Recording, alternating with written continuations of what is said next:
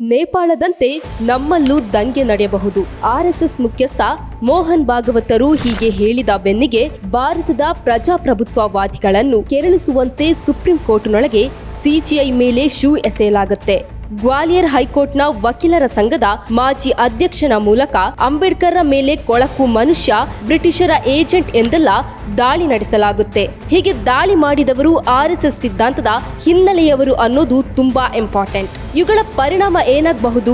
Obviously ದೇಶದಲ್ಲಿ ಸೈದ್ಧಾಂತಿಕ ಸಂಘರ್ಷ ಮತ್ತು ಸಾಮಾಜಿಕ ಪ್ರಕ್ಷುಬ್ಧತೆ ಉಂಟಾಗಬಹುದು. ಭಾಗವತರು ಉಲ್ಲೇಖಿಸಿದ ದಂಗೆಗೆ ಅದು ತಿದಿ ಊದಲೂಬಹುದು. ಹಾಗಾದ್ರೆ ಬಹಳ ಲೆಕ್ಕಾಚಾರದಿಂದಲೇ ಭಾಗವತರು ದಂಗೆಯ ಮಾತನ್ನು ಪ್ರಸ್ತಾಪ ಮಾಡಿದ್ರಾ? ಇದು ಆರ್ಎಸ್ಎಸ್ನ ಪೂರ್ವಯೋಜಿತ ಹುನ್ನಾರವೇ? ನಾನ್ಸೆನ್ಸ್. ಅಲ್ಲರಿ, ದೇಶದಲ್ಲಿ ಇರೋದು ಅವರದೇ ಬಿಜೆಪಿ ಸರ್ಕಾರ.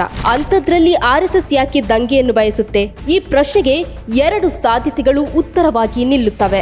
ಮೊದಲನೆಯದು, ಆರ್ಎಸ್ಎಸ್ ಮತ್ತು ಮೋದಿ ನಡುವಿನ ಸಂಘರ್ಷ ಈಗ ಬಹಿರಂಗ ಸತ್ಯ. ವರ್ಷ ಕಳೆದರೂ ಬಿಜೆಪಿ ರಾಷ್ಟ್ರೀಯ ಅಧ್ಯಕ್ಷ ಹುದ್ದೆಯ ಆಯ್ಕೆಯ ಒಮ್ಮತಕ್ಕೆ ಬರಲಾಗದೇ ಇರೋದೇ ಇದಕ್ಕೆ ಸಾಕ್ಷಿ. ಲೋಕಸಭಾ ಚುನಾವಣೆಯ ಹಿನ್ನಡೆಯ ನಂತರ ಮೋದಿಯವರು ಆರ್ಎಸ್ಎಸ್ ಜೊತೆ ರಾಜಿಗೆ ಮುಂದಾದಂತೆ ಕಂಡು ಬಂದರೂ ಆರ್ಎಸ್ಎಸ್ ಮಾತ್ರ ಮೋದಿಯವರ ವಿಚಾರದಲ್ಲಿ ಕಟುವಾಗಿದೆ.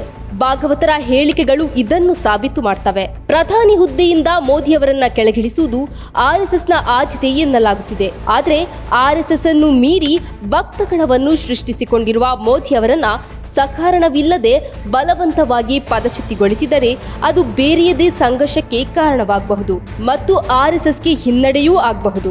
ಅದನ್ನು ತಪ್ಪಿಸಬೇಕಂದ್ರೆ ಮೋದಿಯವರು ಹುದ್ದೆ ತ್ಯಜಿಸುವುದು ಸೂಕ್ತ ಎನ್ನುವ ಅಭಿಪ್ರಾಯ ಜನರಲ್ಲಿ ಮೂಡುವಂತೆ ಆಗಬೇಕು. ಅದು ಸಾಧ್ಯವಾಗಬೇಕೆಂದರೆ ಸರ್ಕಾರದ ವಿರುದ್ಧ ನೇಪಾಳ, ಬಾಂಗ್ಲಾದಂತೆ ಪ್ರಕ್ಷುಬ್ಧತೆ ಉಂಟಾಗಬೇಕು. ಅದನ್ನು ಸಾಧಿಸಲು ಆರ್ಎಸ್ಎಸ್ ಮುಂದಾಗಿದ್ಯಾ?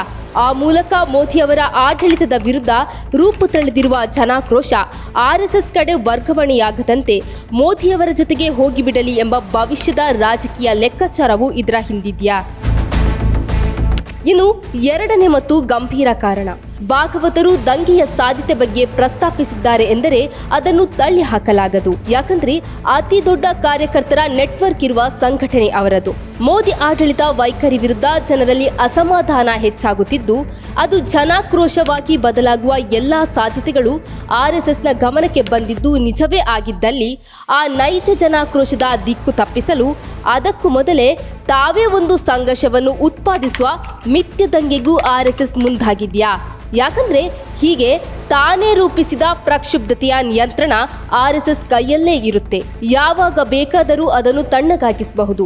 ಉದಾಹರಣೆಗೆ ಈಗಿನ ಪ್ರಕರಣಗಳಲ್ಲೇ ಶೂ ಎಸೆದ ವ್ಯಕ್ತಿ ಅಥವಾ ಅಂಬೇಡ್ಕರ್ಗೆ ನಿಂದಿಸಿದ ವ್ಯಕ್ತಿಗಳನ್ನು ಆರ್ಎಸ್ಎಸ್ ಡಿಸೋನ್ ಮಾಡಿ ಅವರಿಗೆ ಶಿಕ್ಷೆಯಾಗುವಂತೆ ಮಾಡಿಬಿಟ್ಟರೆ ಆ ಕಾರಣಕ್ಕೆ ಭುಗಿಲೆದ್ದ ಸಂಘರ್ಷವು ತಣ್ಣಗಾಗುತ್ತೆ. ಗಾಂಧಿ ಹತ್ಯೆಯ ಗೋಡ್ಸೆಯನ್ನು ಡಿಸೋನ್ ಮಾಡಿದಂತೆ.